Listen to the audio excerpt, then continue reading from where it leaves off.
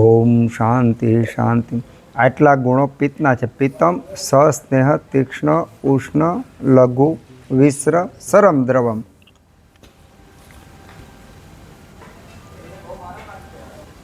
પિત્તના ગુણો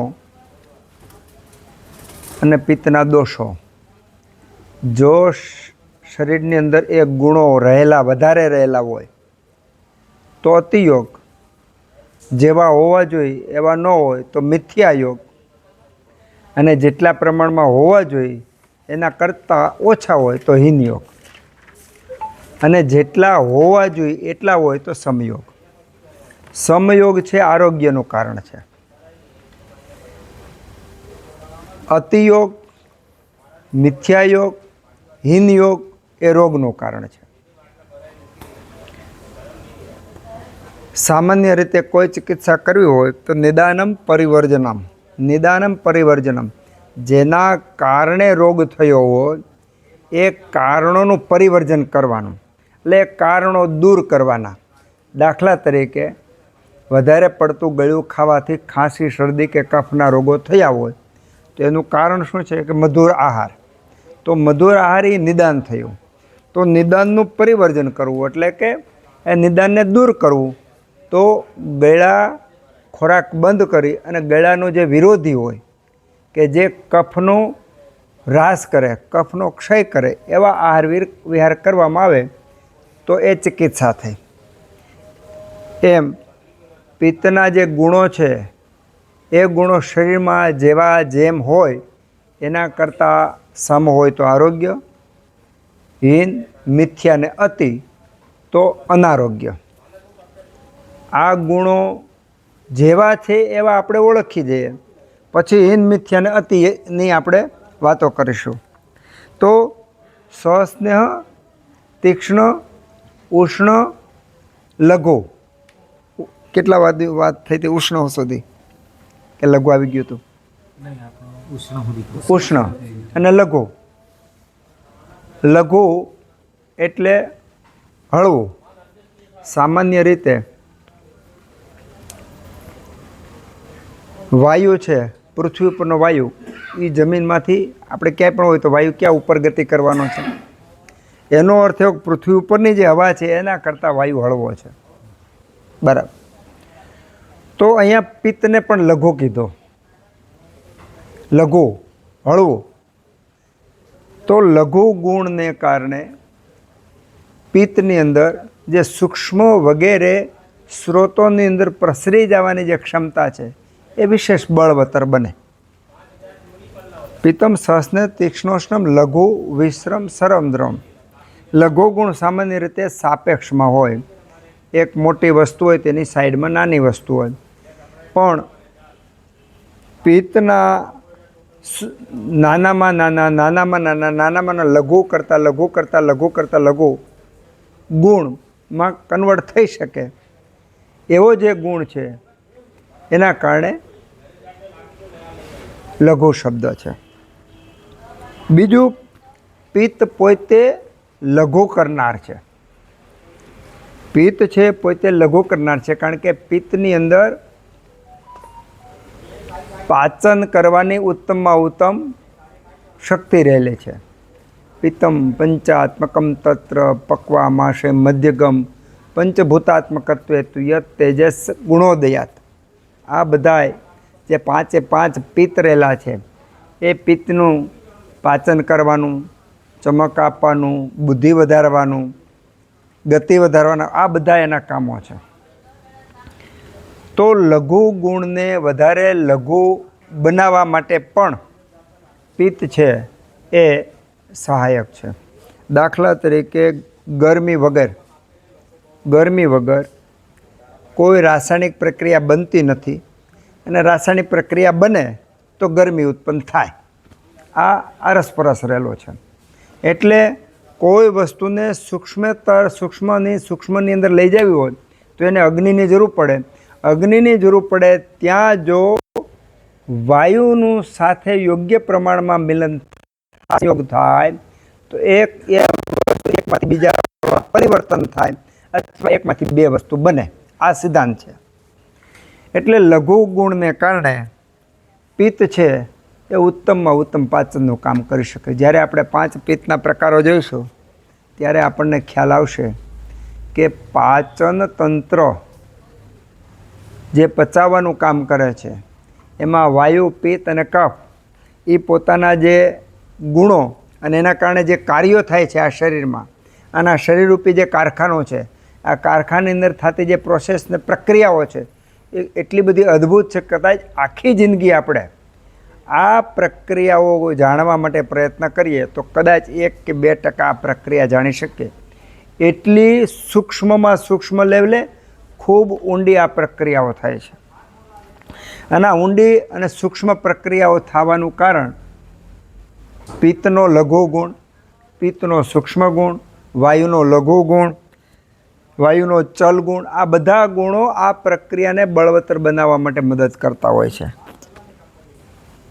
સામાન્ય રીતે જેનો પિત્ત ગુણ પ્રધાન હોય એવી વ્યક્તિ શરીરમાં પતલું હોય સામાન્ય રીતે, પણ કફના સંયોગે હોય તો પિત્ત હોવા છતાં એ શરીર વધારે હોય.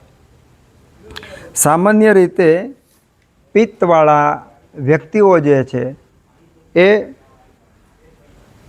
એનો અવાજ જે હોય, પિત્તવાળા વ્યક્તિ છે એનું વજન, પિત્તવાળા વ્યક્તિ છે એની દૃષ્ટિ, પિત્તવાળા વ્યક્તિ છે એની ચામડી, પિત્તવાળા વ્યક્તિ છે એના વાળ, પિત્તવાળા વ્યક્તિ છે એની ચાલ, પિત્તવાળી વ્યક્તિ છે એના વિચારો, પિત્તવાળી વ્યક્તિના આહાર વિહાર ને બધું જ્યારે આપણે જોઈએ ત્યારે આપણને ખ્યાલ આવે કે આ વ્યક્તિ ઓછા પોષણમાં પણ વધારે એનર્જી પેદા કરે છે.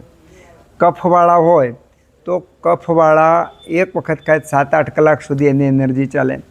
વાયુવાળાને અડધી કલાક કલાકે કંઈક ને કંઈ ઇનપુટ કરવું પડે. જ્યારે પિત્તવાળા હોય તો એને અગ્નિના પ્રમાણમાં થાય, પણ અગ્નિના પ્રમાણમાં પૂરેપૂરું એનું પાચન થાય. તો પાચન થવા માટે આ બધા ગુણો જે છે એ સુયોગ્ય રીતે હોય તો ઉત્તમ રીતે પાચન થાય અને ઉત્તમ રીતે સ્વાસ્થ્ય જળવાય.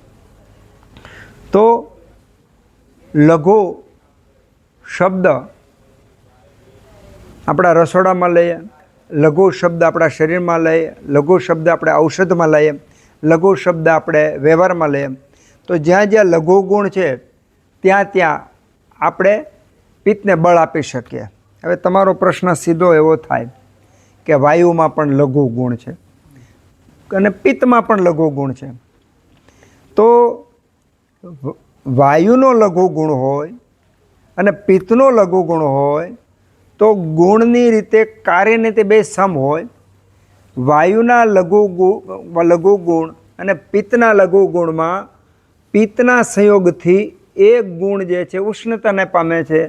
વાયુના લઘુ ગુણમાં વાયુના સંયોગથી એ લઘુ ગુણ શીતતાને પામે છે. એટલે જે લોકો લઘુ આહાર વિહાર કરતા હોય, હળવો આહાર વિહાર કરતા હોય, દાખલા તરીકે મરચું એ લઘુ કહેવાય, સૂક્ષ્મ કહેવાય, એ હળવું છે, તો એ મરચું વધારે ખાય, મરી એ લઘુ ગુણ છે એની અંદર. તો આ લઘુ ગુણ ઉષ્ણ તીક્ષ્ણ આહાર સાથેના જે લઘુ ગુણવાળા છે એનું વધારે સેવન કરે તો પિત્તની વૃદ્ધિ થાય. અને આ બાજુ આ બાજુ આવો તો મગ છે એ લઘુ છે, ત્યાર પછી રાગી લઘુ છે, હલકા ધાન્યો જે છે એ લઘુ છે. તો હલકા ધાન્યોની અંદર વાયુ પ્રધાન છે, આ બાજુ પિત્તના ગુણોમાં રહેલા છે, આ બાજુ વાયુના ગુણો રહેલા છે. તો પિત્ત પ્રધાન ઉષ્ણ તીક્ષ્ણ આહાર છે એની અંદર જે પિત્ત રહેલો છે એમાંથી જે લઘુ ગુણ મળે છે તો ત્યાં પિત્તનો વધારો થાય છે. આ આહારનું સેવન કરવામાં જેમાં વાયુ પ્રધાન છે એમાં પણ લઘુ ગુણ છે, એનો વધારે સેવન કરવામાંથી ત્યાં વાયુ વૃદ્ધિ થાય છે. આ ભેદ આપણે સમજવામાં આવે તો જ્યારે આપણી પાસે એવો દર્દી આવે કે લઘુ ગુણ તો બેયમાં હોય, માની લો પિત્તવાળામાં લઘુ ગુણ હોય તો વિચારમાં પણ લઘુતા હોય, નિર્ણયમાં પણ લઘુતા હોય, રોગમાં પણ લઘુતા, બધે લઘુ શબ્દો હોય. એ જ રીતે વાયુમાં પણ હોય, પણ આની સાથે ઉષ્ણ તીક્ષ્ણ એટલે ક્રોધ હોય, રક્તસાર પુરુષ હોય, પરસેવો વધારે વળતો હોય, તડકો સહન ન કરી શકતો હોય, સ્વભાવમાં ક્રોધી હોય, 12 વાગે ગરમી વધારે થતી હોય, રાત્રે 12-1 વાગે એની ઊંઘ ઉડી જતી હોય, સ્વપ્ન ઝઘડવાના એવા સ્વપ્ન વધારે આવતા હોય, તો આવી વ્યક્તિ હોય તો એનો જે લઘુગુણ વધ્યો છે એ લઘુગુણ ઓછો કરવા માટે પિત્તના વિરોધી ગુણોનું સેવન કરવામાં આવે તો જ એ લઘુગુણ શાંત થાય. આ બાજુ વાયુના લઘુગુણને કારણે જે રોગો ઉત્પન્ન થયા છે એ લઘુગુણમાં આપણે વિભાગ કરી શકવા જોઈએ કે કયા પ્રકારના લઘુગુણથી આ રોગ ઉત્પન્ન થયો છે. તો એ રોગમાં પિત્ત હોય તો પિત્ત શમન માટે, વાયુ હોય તો વાયુ શમન કરવામાં આવે તો એ લઘુગુણ યોગ્ય રીતે શાંત પામે. હવે વિભેદ એ પડે કે પિત્તનો લઘુગુણ છે એમાં ઉષ્ણ તીક્ષ્ણ ઔષધો પણ લઘુગુણવાળા છે. માની લો લસણ છે, લઘુગુણ છે. હવે જેનામાં લઘુગુણ વધ્યો છે એમાં તમે લસણનો પ્રયોગ કરો તો એ લઘુગુણ વધવાનો છે. જ્યારે વાયુને કારણે લઘુગુણ વધ્યો છે એમાં તમે લસણનો પ્રયોગ કરો તો વાયુ શાંત થવાનો છે. તો લઘુગુણવાળા ઔષધો આપણે સિલેક્ટ કરવા માટે આ જ્ઞાન આપણને જરૂરી છે. પિત્તમ સસ્નેહ તીક્ષ્ણ ઉષ્ણમ લઘુ. આમ તો લઘુ શબ્દ ઉપર જેવી રીતે આપણે સસ્નેહ શબ્દ પર વાત કરી એવી જ રીતની લઘુ પર વાત કરી શકાય, પણ આપણે અંગુલી નિર્દેશ પ્રમાણે સસ્નેહ ઉપર જેવી રીતે આહાર વિહાર વિચારમાં આપણે જોયું એવી જ રીતનું લઘુ ગુણ ઉપરથી ચિંતન કરીને આપણે કરી લેવાનું. અને જો એમાં ચિંતન કરતાં કરતાં આપણને નવી દિશા મળે, નવા વિચારો આવે તો બહુ સારી વાત છે. અને ન સમજાય તો એકબીજાને પૂછી લેવાનું અથવા ગ્રુપમાં પણ પૂછી શકાય છે. પિત્તમ સસ્નેહ તીક્ષ્ણ ઉષ્ણ લઘુ. વિશ્રમ. વિશ્રમ એટલે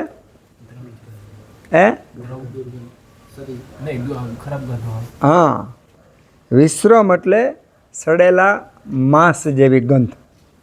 ખરેખર તો દોષો પ્રાકૃત ગુણોવાળા હોય તો ખરાબ ગંધ ન હોય, પ્રાકૃત ગુણવાળા હોય તો ખરાબ ગંધ હોય નહીં.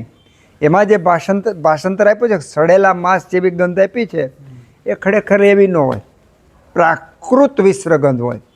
પણ એ જો વિકૃત થાય તો સડેલા માંસ જેવી ગંધ આવે.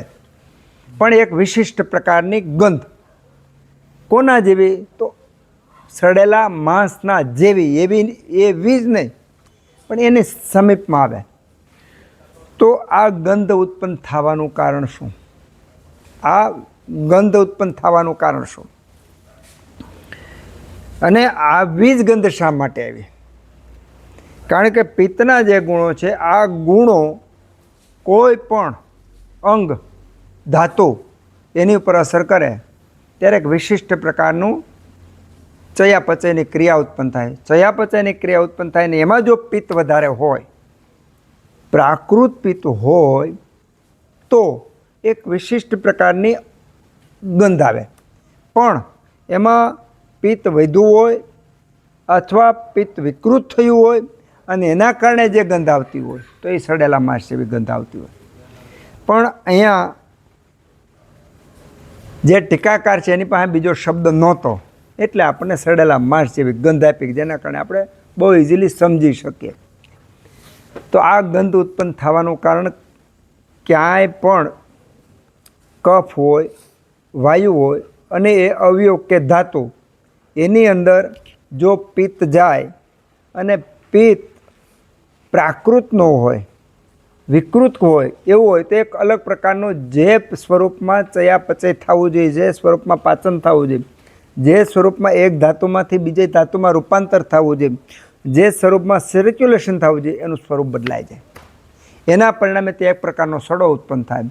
એના પરિણામે ત્યાં તો કાં પાક થાય, કાં પસ થાય, કાં લવકારા થાય, કાં વૃશ્ચિક દંશવત એટલે કે વિચ્છીના જેવી વેદના ઉત્પન્ન થાય.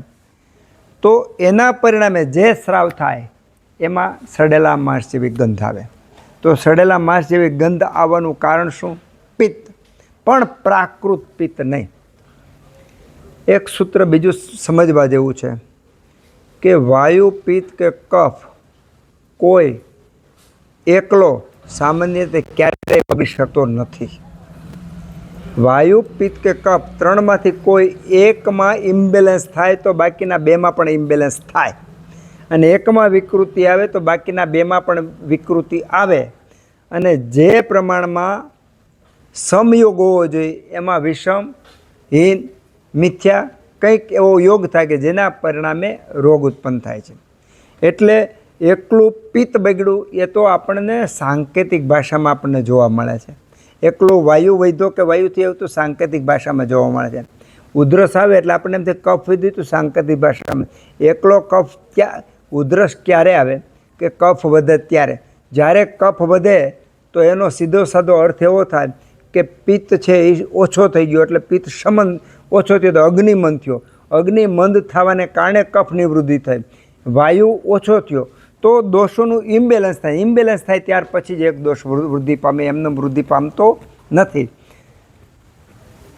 તો વિસર્ગંધની ઉત્પત્તિ થવા પાછળ પણ આ ત્રણ દોષ, અને ત્રણ દોષની સાથે સાથે દોષની અંદર રહેલા પંચ મહાભૂતનું સમ્યક યોગમાં જે કોમ્યુનિકેશન હોવું જોઈએ એમાં ગેપ પડે, એના પરિણામે એક પ્રકારની વિશિષ્ટ ગંધ ઉત્પન્ન થાય. એ ગંધને અહીંયા વિસ્ર શબ્દ આપ્યો છે.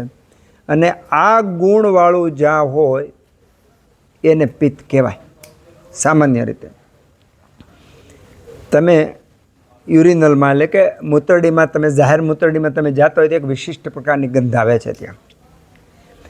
પણ ઘણીવાર હોસ્પિટલમાં કે અલગ કોઈ વ્યક્તિ જે હોય, સૂતો હોય, અને એના પરસેવામાં પણ એક વિશિષ્ટ પ્રકારની ગંધ હોય છે. જેવી રીતે પેશાબમાં ગંધ હોય છે એમ પરસેવામાં પણ ગંધ હોય છે. તો આ જે ગંધના પ્રકારો પડવાનું કારણ પણ દોષો છે.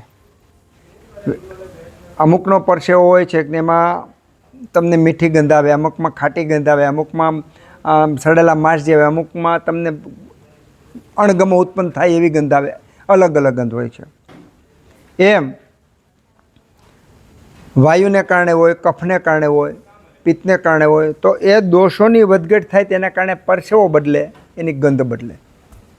હવે આ એક પણ બહુ મોટું સાયન્સ છે. ખાલી આપણને દોષોનું જો જ્ઞાન હોય, દોષોના ગુણોનું જ્ઞાન હોય, તો કોઈ વ્યક્તિ આપણી બાજુમાં બેઠો છે અને વચ્ચે પડદો છે, જાળી છે, એના ગંધથી આપણે વ્યક્તિને ઓળખી શકીએ. આ એક વિદ્યા છે અને બહુ અઘરું નથી. પણ આપણે એ બાબતમાં થોડું ઊંડું ચિંતન કરવું પડે, યાત્રા કરવી પડે. આપણા ઋષિમુનિઓ કે આપણા ગુરુઓ એટલું બધું જ્ઞાન જાણતા હતા કે આપણને એમ થાય કે એને સામું જોઈને કેમ ખબર પડી જતી છે. આપણે નાનભટ ગઢડાવાળા બેઠા હોય તો બધા દર્દી બેઠા હોય તો સીધા બે હજી વાત કે હાલ ભાઈ આને એટલે હરડેન ત્રિફળાન એવું બધું આપી દે, ચંદ્રપ્રભા આપી દે, 3 ગોળ આપી દે, 500 રૂપિયા 200 રૂપિયા ખોટ, એટલે જે હોય તે એનો અર્થ એવો થયો કે ત્યાં બહુ જરૂર નથી દ્રષ્ટિથી, દર્શન પરીક્ષાથી. એના એક વિજ્ઞાન બીજું પણ છે જેને આભા શબ્દ વાપરીએ, જેને ઓજ શબ્દ વાપરીએ, જેને ઉર્જા શબ્દ, જેને એનર્જી શબ્દ વાપરીએ. તો જેવી રીતે આપણે ગંધની વાત કરી, એ ગંધ પરસેવાની હોય, એ ગંધ મળની હોય, એ ગંધ મૂત્રની હોય, એ ગંધ શ્વાસની હોય. એવી જ રીતની એનર્જી પણ એક દોષોને પરિણામે જ એનર્જીમાં વિવિધ પ્રકારો પડે છે. તો જેટલી યાત્રામાં ઊંડી, જેટલી આમાં યાત્રા ઊંડી, એટલું આપણે વિભાગ જલ્દી કરી શકીએ. અને જેટલા વિભાગ કરી શકીએ એટલે જેવી રીતે એક્સરેની અંદર આપણને સ્નાયુ અને હાડકાં જેમ દેખાય છે, એવી જ રીતના વ્યક્તિની અંદર રહેલા દોષો, વ્યક્તિની પ્રકૃતિ સીધે આપણને દેખાય. આશ્ચર્ય આયુર્વેદના સ્નાતકો, આશ્ચર્ય આયુર્વેદના જ્ઞાનીઓ માટે બિલકુલ નથી. આશ્ચર્ય આમ પબ્લિકને માટે છે. કારણ કે આજે જે ચિકિત્સા થઈ રહી છે એમાં એટલા બધા ઇન્વેસ્ટિગેશનો થાય, એના પરિણામે એના પછી ચિકિત્સા કરવામાં આવે છે. જ્યારે અહીંયા તો આપણને અલગ અલગ થેરાપી, અલગ અલગ આયામથી એટલું બધું આપવામાં આવ્યું કે આપણે પોતાની જાતથી જ નાકથી, કાનથી, આંખથી, સ્પર્શથી આ બધા ઇન્વેસ્ટિગેશન સેજે સેજે કરી શકીએ છીએ. બીજું, મશીનથી કરવામાં આવેલા ઇન્વેસ્ટિગેશન જુદા જુદા બતાવે એવું બની શકે. મશીનથી કરવામાં આવેલા ઇન્વેસ્ટિગેશન શરીરમાં દોષ બીજો હોય અને તમે મિસગાઈડ થઈ જાઓ એવું બની શકે.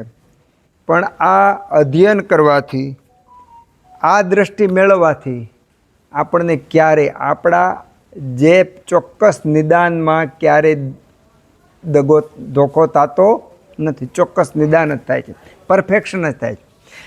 તો એક વિશિષ્ટ ગંધ ઉત્પન્ન થાય. દાખલા તરીકે પેશાબ એક વિશિષ્ટ ગંધના કારણે એસિટોન જેનામાં હોય તો એની અલગ હોય, યુરિક એસિડ હોય તો એની ગંધ અલગ હોય.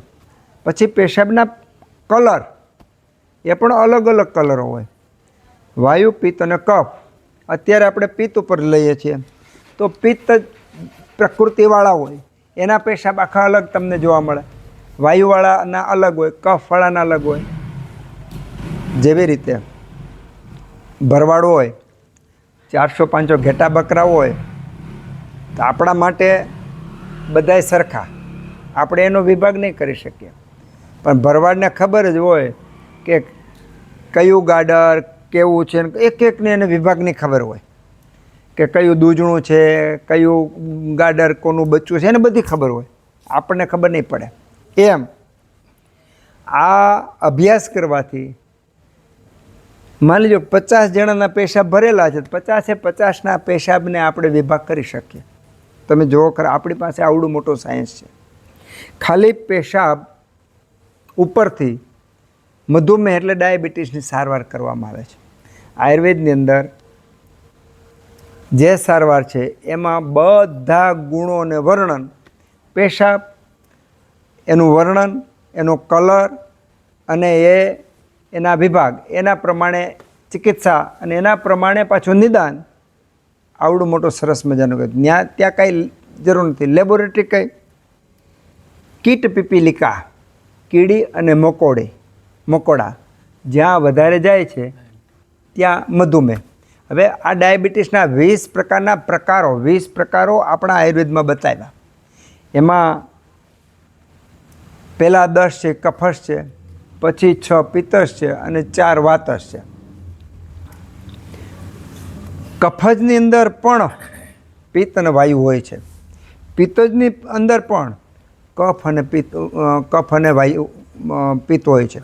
તો એક દોષ જ હોય, એની અંદર બીજા હોય જ છે, પણ એ વિશેષ કરીને રહેલો છે. તો જ્યાં કલર, રંગભેદ થાય છે એ આપનાર કોણ છે? પિત્ત છે. વર્ણ આપનાર કોણ છે? પિત્ત છે. વર્ણમાં સુધારો કરવો, વર્ણનો વિકૃતિ કરવી એ કામ કોનું છે? પિત્તનું છે. આજે ચામડીના એટલા બધા રોગો ઉત્પન્ન થયા છે એનું કારણ છે પિત્ત બગડેલું છે.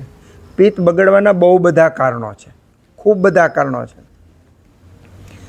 આહાર વિહાર તો છે જ, પણ આપણા સિવાયનું આજુબાજુનું વાતાવરણમાં રહેલી દૂષિતતા, પછી સૂર્ય અને ચંદ્ર એ જેટલા વિકૃત થયા એની સીધી વિકૃતિ આપણી ઉપર પડે. આપણા વેદની અંદર નિત્ય યજ્ઞ કરવામાં આવે છે. આપણા વેદની અંદર નિત્ય મંત્ર ઉચ્ચાર કરવામાં. એનું કારણ શું છે? કે માત્ર આપણે સ્વસ્થ રહીએ એવું નહીં. એમાં જે આહુતિ આપવામાં આવી છે એ 5 પ્રકારના વાયુને આપવામાં આવી છે, વરુણને આપવામાં આવી છે, સૂર્યને આપવામાં આવી છે, ચંદ્રને, બધા દેવતાઓને આહુતિ આપવામાં. શા માટે આહુતિ આપવામાં? કારણ કે એ તંદુરસ્ત રહે, એ સ્વસ્થ રહે. જો એ સ્વસ્થ રહેશે તો પ્રકૃતિ સ્વસ્થ રહેશે. પ્રકૃતિ સ્વસ્થ રહે તો આપણે સ્વસ્થ રહીશું. જેવી રીતે આપણા શરીરની અંદર બધા અંગ અવયવો એકબીજાની સાથે જોડાયેલા છે. તમે એક અવયવને તંદુરસ્ત રાખશો અને બીજાને તંદુરસ્ત નહીં રાખો એવું નહીં બની શકે.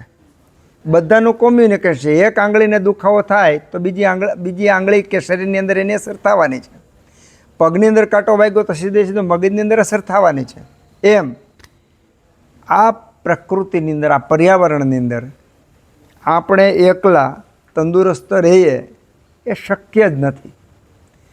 તમે ગમે એટલા ખુદ નિયમો પાળો, આહાર વિહારમાં કાળજી રાખો, પણ આપણી આસપાસનું પર્યાવરણ હવા, પાણી, પ્રકાશ, સૂર્ય, ચંદ્ર, દેવતા, ઇન્દ્ર, આ બધા જો તંદુરસ્ત નહીં હોય, એને જો પુષ્ટિ નહીં મળે, તો વાતાવરણ આરોગ્યદાયક નથી અને પરિણામે રોગો આવે. તો રોગો આવવાનું કારણ વ્યક્તિગત પણ છે, સામૂહિક છે. વ્યક્તિગત કરતાં સામૂહિક રોગો આવવાની શક્યતાઓ વધારે છે. કારણ કે વ્યક્તિગત તો તમે કંટ્રોલ કરી શકો ને વ્યક્તિગત તમારા ખુદના દોષને કારણે જે રોગો આવે છે એ રોગોને તમે પ્રકૃતિ જો આપણને મદદ કરતી હોય તો આપણે આહાર વિહારને કારણે ઉત્પન્ન થયેલા રોગો જલ્દી સારા થઈ જાય. પણ બહારનું પર્યાવરણ જો વિકૃત હોય તો આપણી અંદર રહેલા રોગોને દૂર કરવા માટે વધારે તકલીફ પડે. એટલા માટે પિત્તના ગુણો, વાયુના ગુણો કે કફના ગુણો એ જોવા માટે ચહેરા, પેશાબ, મળ, ગંધ, દર્શન, અવાજ, શ્રવણ, આ બધી વસ્તુઓ એટલા માટે તો જ્ઞાનેન્દ્રિય કીધી કે જેના દ્વારા જ્ઞાન થાય. શેનું જ્ઞાન થાય?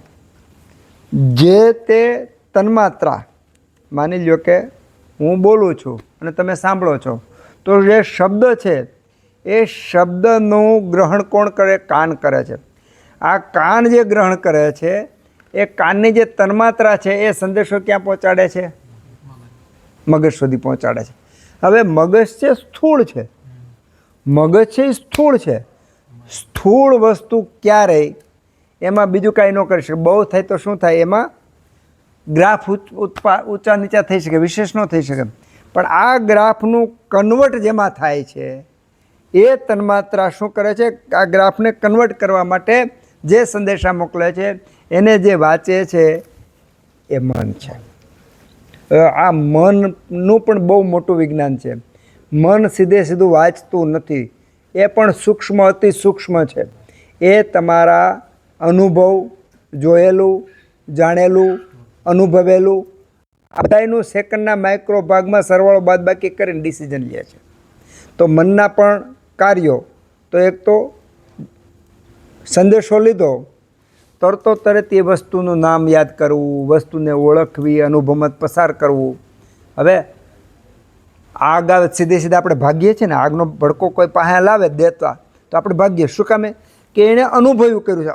હજારો લાખો વર્ષથી એમણે વિચારથી, કોઈની વાતોથી, અનુભવથી જોયું, એનાથી દાજી જવાય. બિલકુલ તમે આ બિલકુલ અજાણી વ્યક્તિ જેણે કોઈ જિંદગીમાં આગ જ નથી જોઈ એની પાસે તમે આગ લઈ જાવ તો, અથવા બરફ લઈ જાવ તો, કે આઈસ્ક્રીમ લઈ જાવ તો એના માટે નવું છે. એવો કોઈ જીવ હોય શક્ય ન હોય, એવો કોઈ જીવ હોય જેને આમાંથી પસાર જ ન થયો હોય તેના માટે આગ છે, આઈસ્ક્રીમ છે, બરફનો ગોળો સરખો જ છે. પણ જે મન આમાંથી પસાર થઈ ગયેલું છે એના માટે એ વસ્તુથી એક બાજુ એ પ્રેમ કરે છે, બીજાથી ધૃણા કરે, પોતે આગો ભાગે છે. તો આ કામ જે ઘડીના માઇક્રો સેકન્ડની અંદર કરી લેવું એ કામ પણ મનનું છે. અને આ મનનું કામ સૂક્ષ્મમાં સૂક્ષ્મ કરવામાં, લઘુમાં લઘુ, ઓછામાં ઓછા સમયમાં કરવું એ બધાય વાયુ, પિત્તના જે ગુણો રહેલા છે ગુણોના આશ્રય કરીને આ કાર્ય થાય છે. એટલે જ્યારે શરીરની કે મનની કોઈ પણ વાત આપણે વિચારતા હોય, કે અવયવની વાત કે વિચારતા હોય, ધાતુની વાત વિચારતા હોય, તો પૂરેપૂરા બોડીની આપણે વિચાર કરવો પડે. એકલો તમે ખંભો સાજો નહીં કરી શકો, એકલી કમર સાજી નહીં કરી શકો, એકલી આંખ સાજો નહીં કરી શકો. સામાન્ય રીતે દર્દી આવે ત્યારે કમરના દુખાવાની ફરિયાદ કરે, તમે કમરના દુખાવાની દવા આપો, એલોપેથી દવા આપો તો ટેમ્પરરી દુખાવો મટી જાય, પાછો દુખે છે. અત્યારે આશ્ચર્યની સારી વાત છે, આશ્ચર્યની વાત છે કે અત્યારે દરેક વિભાગના અલગ અલગ નિષ્ણાત ડૉક્ટરો, આંખના અલગ, કાનના અલગ, અલગ. હવે એનાથી આગળ જાઓ તો આંખમાં પણ ડાબી આંખના જુદા, જમણી આંખના જુદા, એમાંય પાછા પ્યુપિલના, આંખમાંય પાછા પ્યુપિલના નિષ્ણાત હોય, અલગ અલગ નિષ્ણાત. એક રીતે સારી વાત છે. ખરાબ વાત એ છે કે જે પ્યુપિલના નિષ્ણાત છે એને હૃદયની પાછી ખબર નહીં હોય, એને કિડનીની ખબર નહીં હોય, ખબર હોય તેની પર કામ કરતા ન હોય. હવે એણે શું કરવું પડશે? કે કિડનીમાં કાંઈ તકલીફ હશે તો કિડનીના ડૉક્ટરને મોકલવો જોઈશે, હૃદયની તકલીફ હશે હૃદયની પાસે મોકલવો પડશે. તો તકલીફ શું થાય કે હૃદયનો ડૉક્ટર પાછો પ્યુપિલનું જાણતો નથી, કિડનીનો ડૉક્ટર છે એ આંખનું જાણતો નથી. તો દરેક પોતાના એંગલથી અલગ અલગ ટ્રીટમેન્ટ કરશે. હવે આ શરીરમાં વાયુ, પિત્ત અને કફ પોતાની રીતે થઈ અને શરીરનું બંધારણ બન્યું છે અને પૂરેપૂરું શરીર, હોલ બોડી એક સાથે પોતે સાજું થઈને એક સાથે બીમાર થાય નિયમ છે. તો અલગ અલગ ટ્રીટમેન્ટને કારણે કદાચ એવું બની શકે કે પરિણામ સારું પણ મળે, પણ એમાં જે હૃદયના ડૉક્ટરે જે સારવાર કરી છે એ કિડની અને કિડનીના ડૉક્ટરે જે સારવાર કરી છે, આંખના ડૉક્ટરે સારવાર કરી છે, એ જે કોમ્યુનિકેશન ગેપ છે એ ઘણીવાર શરીરમાં નવી બીમારી ઉત્પન્ન કરે. આ એક પ્રશ્ન છે. બીજો પ્રશ્ન છે કે આ બાજુ આપણે આયુર્વેદને લઈ જઈએ એમ તો આયુર્વેદની અંદર તમે 13 વેગો વાંચો ને, વેગો નિંદ્રા, કાશ, શ્રમ, શ્વાસ, જૃંભા, આ બધા વેગો છે. આ વેગોને રોકવા માત્રથી કેવડા મોટા રોગો થાય છે. તો હોલ બોડીને, પૂરેપૂરા બોડીને સમજવામાં આવે તો જ શરીરની અંદર તમે કામ કરી શકો. કારણ કે વાયુ, પિત્ત અને કફ પૂરેપૂરા શરીરમાં વ્યાપેલા છે. એ 3 સ્તંભ છે. એને આ 3ની કલ્પના વગર શરીરની પણ કલ્પના નથી. એટલે વાયુના ગુણો, પિત્તના ગુણો કે કફના ગુણો એને બાદ કરી અને આપણે કાંઈ પણ કામ કરી શકીએ એમ નથી. પિત્તમ સહસ્ને તીક્ષ્ણ, ઉષ્ણમ, લઘુ, વિશ્રમ. વિશ્રમ એટલે ગંધ. તો આવી વિશિષ્ટ પ્રકારની અલગ અલગ જે ગંધો છે એ ગંધો વાયુ, પિત્ત અને કફ, એમાં ખાસ ગંધમાં 2 વસ્તુ છે કે પિત્તનું સામાન્ય રીતે રૂપનું દર્શન હોય, વાયુનું સામાન્ય રીતે સ્પર્શનું હોય છે, આકાશનું હોય એ શબ્દનું હોય છે, પૃથ્વીનું ગંધનું હોય છે, જલનું રસ. આ પોતપોતાના કાર્યો છે. તો જ્યારે પિત્તનું જ્યારે આપણે જોતા હોય ત્યારે એમાં વિશિષ્ટ ગંધની સાથે રૂપ એ પણ આવે છે. કારણ કે પિત્તનું જે બંધારણ છે એમાં બહુ મજાની વાત છે. અગ્નિ અને જલ, અગ્નિ અને જલ કોઈ દિવસ ભેગા રહીએ ન રહીએ. અગ્નિ અને જલ એનાથી તો પાછું આ બનેલું છે. આશ્ચર્યની વાત એ છે કે જ્યારે જે દોષોમાં જે મહાભૂતના કારણે એ દોષ બનતો હોય અને એ વિરોધી ગુણવાળું હોય ત્યારે એક વિશિષ્ટ પ્રકારની સંરચના બને છે અને આ સંરચનાને કારણે વિશિષ્ટ પ્રકારનું અલગ અલગ પ્રકારની નવી નવી રચનાઓ, નવી નવી કૃતિઓ, નવા નવા શરીરો, નવા નવા આકારો, નવા નવા કલરો, નવી જે વસ્તુ ઉત્પન્ન થાય છે. તો આપણે વિશ્વ શબ્દથી એટલું લઈ શકાય કે નવી નવી ગંધ જે ઉત્પન્ન થાય છે એમાં વિશિષ્ટ પ્રકારની જે ગંધ થાય છે એનું કારણ જે છે પિત્ત છે. અને આ પિત્ત પ્રાકૃત હોય, વિકૃત હોય તો એ જે ગંધ છે એ સડેલા માંસ હળે અને સામાન્ય રીતે ડાયાબિટીસવાળા હોય એમાં પિત્ત જ ડાયાબિટીસ હોય એને લાગે તો એને પાકે. કફ ડાયાબિટીસવાળા હોય, કફવાળા હોય એને લાગે નહીં પાકે. વાત જ ડાયાબિટીસવાળા હોય તો એને પાક કરતાં સીધા હાબાકાન દુખાવો વધારે આવશે. તો આ દોષોની વાત થઈ. તો દોષોની ગુણોને કારણે શરીરની અંદર જે થતી અસરો છે એ અસરો સીધી રોગ ઉત્પન્ન કરવામાં કામ કરે છે. એટલા માટે વિશ્રમ એટલે કે આ જે ગુણ છે, આ ગુણ એક વિશિષ્ટ પ્રકારની ગંધ છે અને આ ગંધને આપણે હવે અલગ અલગ રીતે ઘરે જઈ અને 7 દિવસ માટે સૂંઘવા પ્રયત્ન કરવાના. કઈ રીતનું?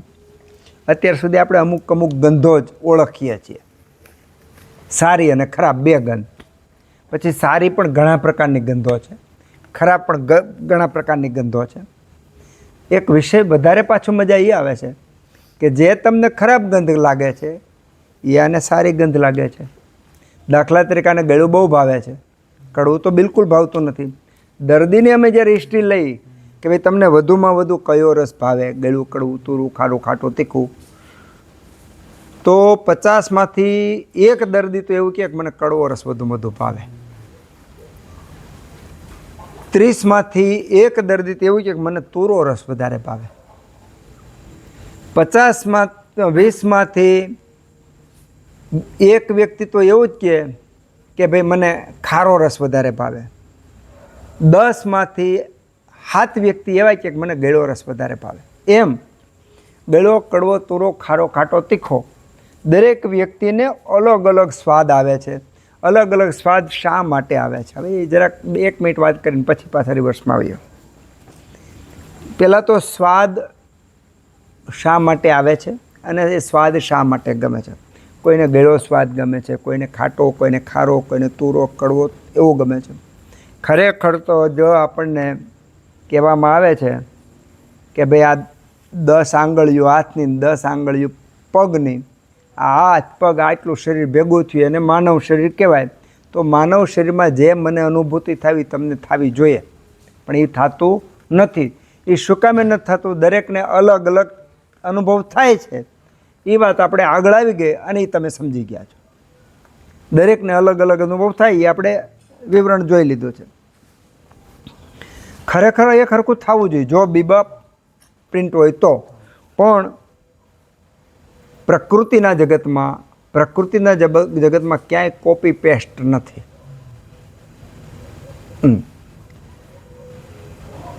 તો અલગ અલગ પ્રકારના શરીરની અંદર થતા જે ફેરફારો છે એનું મૂળ કારણ જઈએ અને એમાંય ગંધમાં થતા ફેરફારો એની અંદર પણ કફને કારણે હોય તો એમાં મધુર ગંધ આવશે. કફને કારણે હોય તો એમાં ઘણીવાર ખાટી ગંધ આવે. પિત્તને કારણે હોય તો એમાં વિસ્રો એટલે કે સડેલા માંસ જેવી હોય. પિત્તને કારણે હોય તો તીવ્ર અને તીક્ષ્ણ ગંધ હોય. વાયુને કારણે હોય તો વૃક્ષ ગંધની સાથે તીક્ષ્ણ ગંધ પણ હોય છે, અલગ પ્રકારની. તો આ 7 દિવસ આપણે થોડોક અભ્યાસ કરવાનો છે, ગંધનો અભ્યાસ કરવાનો છે કે ધુવાડો. હવે ધુવાડો જેટલી વાતો કરી એટલી ઓછી. આપણા યજ્ઞની અંદર જે હેતુ માટે યજ્ઞ કરવામાં આવે છે એ હેતુ પ્રમાણે તિથિ નક્ષત્ર નક્કી કરવામાં આવે છે. એ હેતુ પ્રમાણે સમિધ નક્કી કરવામાં આવે છે. તમે જોઈજો નારાયણ બલિ યજ્ઞમાં તમે જાઓ, અગ્નિહોત્ર અલગ અલગ કરો, દરેક યજ્ઞની અંદર ગંધ અલગ અલગ આવશે. એવું કોઈ દી માર્કિંગ કર્યું આપણે? હા, જે ઔષધનું હોમ કરવામાં આવે એ ઔષધ પ્રમાણે ગંધ આવે છે. તો આ 7 દિવસ આપણે આ ગંધનું અવલોકન કરશું, જેના કારણે આપણી જ્ઞાનેન્દ્રિય કેટલી સતેજ છે અથવા એને કેટલું સતેજ કરી શકીએ છીએ એનો પણ આપણે અભ્યાસ કરી શકીએ. અને આ વિષય આપણે અહીંયા પૂરો કરીને આગળ વાત કરીએ છીએ. વિશ્રમ સરમ. સરમ એટલે સરી જવું. હવે એક આશ્ચર્ય તમને થવું જોઈએ. એક બાજુ લઘુ શબ્દ આવ્યો, એક બાજુ સરકવું આવ્યું. લઘુ શબ્દને કારણે નાનું થાય.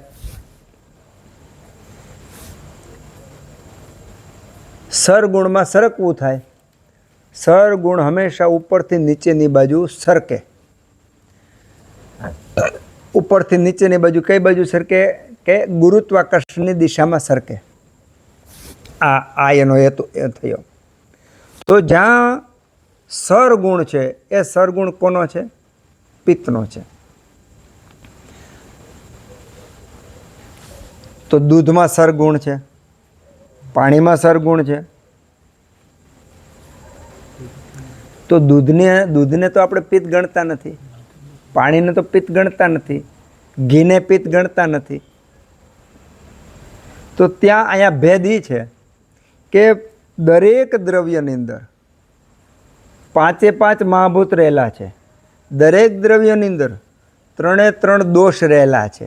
હવે આ જ્યારે આપણું આ ગુણોનું વર્ગ પૂરો થશે ને ત્યાં સુધીમાં સામાન્ય રીતે આપણે જે વાતો કરીશું એમાં પૂરા બ્રહ્માંડના બંધારણની પૂરા બ્રહ્માંડના આરોગ્યની, પૂરા બ્રહ્માંડના રોગની, એમાં સૂર્ય બીમાર પડે તોય આવી જાય, સૂર્યને હાજો કેમ કરવો એ આવી જાય, ચંદ્ર બીમાર પડે એની આવી જાય, ચંદ્રને હાજો કરવો કેમ આવી એ આવી જાય, રુદ્ર, ઇન્દ્ર, અગ્નિ, આ બધા દેવતાઓ, હાથી, ઘોડા, માછલા, આ બધા જલચર કે સ્થળચર પશુ પક્ષીઓ, પાણી, હવા, આ બધું પર્યાવરણ, આ સિદ્ધાંતની બહાર કશું જ નથી. આ વિજ્ઞાન આપણને આટલા દિવસમાં સમજાઈ જવું જોઈએ જો આપણે સાથે સાથે ચિંતન કરતા હોય તો.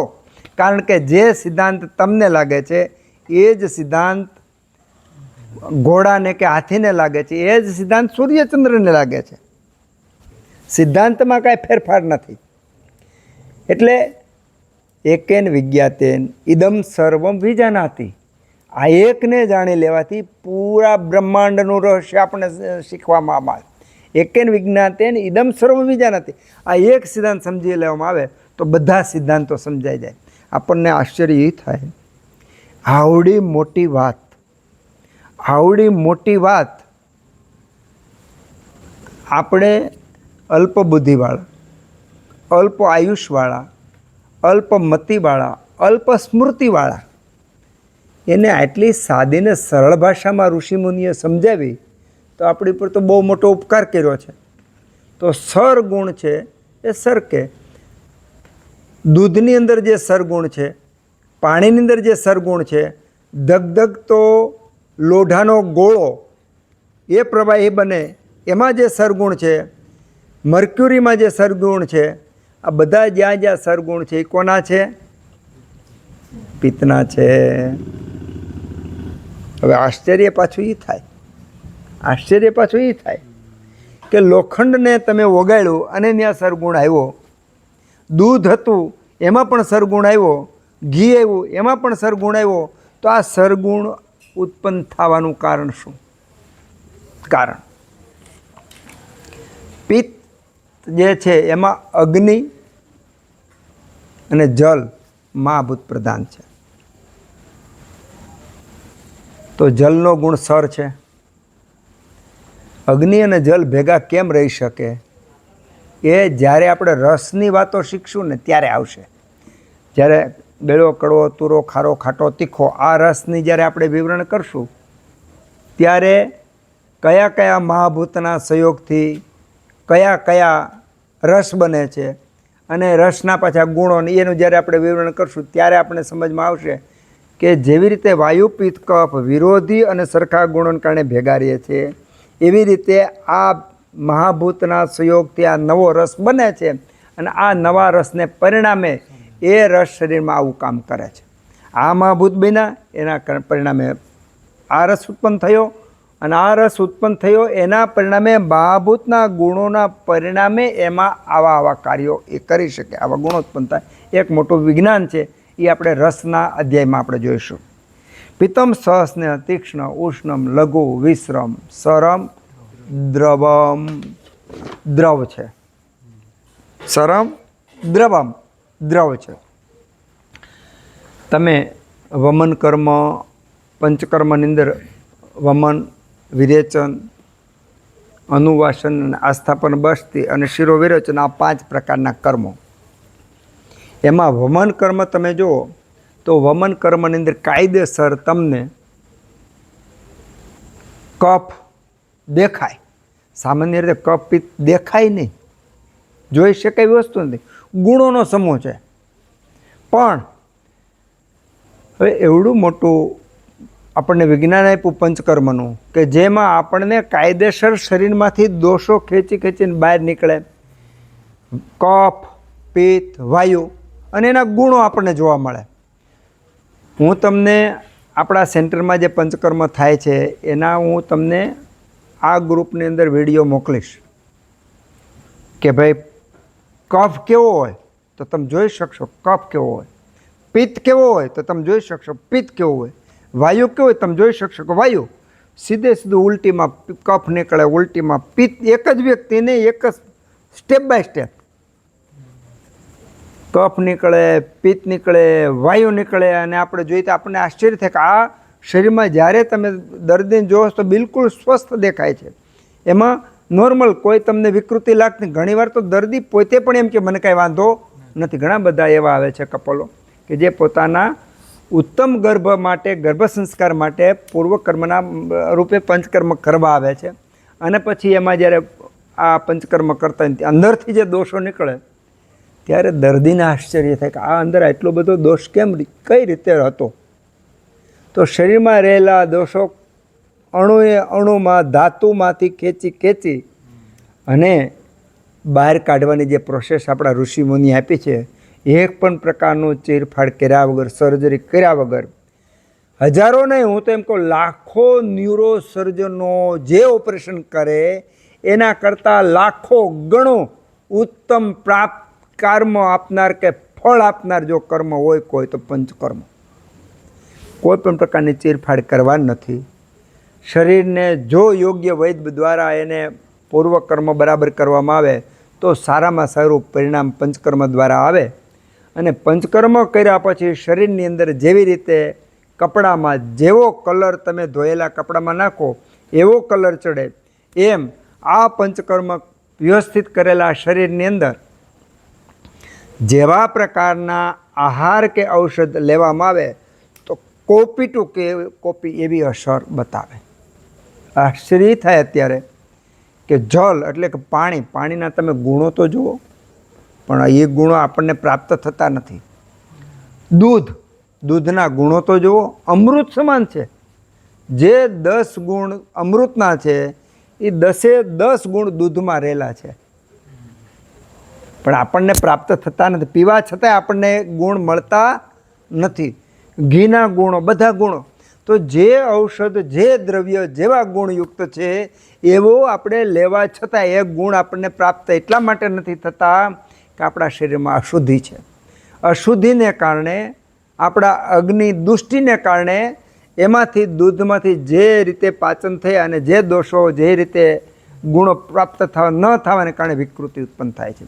અને યોગ્ય રીતે પંચકર્મ કરવામાં આવે અને પછી તમે હરડે લ્યો તે જે ગુણ હરડેમાં લખ્યા એ ગુણ સીધા તમને મળે. જે ગુણ દૂધના લખ્યા એ સીધા ગુણ દૂધના.